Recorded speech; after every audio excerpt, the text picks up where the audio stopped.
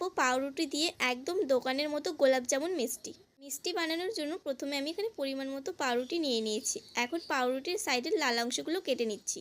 তারপর পাউরুটিগুলো ছোট ছোট করে টুকরো করে নেব। এখন পাউরুটির মধ্যে অল্প অল্প করে দুধ দিয়ে ভালোভাবে মেখে একটা ডো বানিয়ে নেব।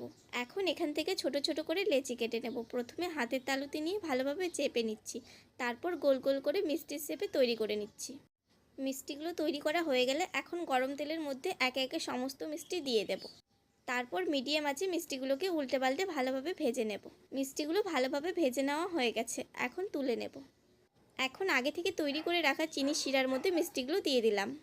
চিনির শিরার মধ্যে মিষ্টিগুলো ভালোভাবে মিশিয়ে নিয়েছিলাম। এখন 5 মিনিট জাল করে নেব। 5 মিনিট ভালোভাবে মিষ্টিগুলো জাল করে নিয়েছি। এখন 2 ঘন্টার জন্য ঢাকা দিয়ে রেখে দেব। 2 ঘন্টা পর এখন মিষ্টিগুলো একটা প্লেটে তুলে নেব। ভিডিওটি ভালো লাগলে একটা লাইক, কমেন্ট আর আমার চ্যানেলটাকে সাবস্ক্রাইব করে দিও। টাটা।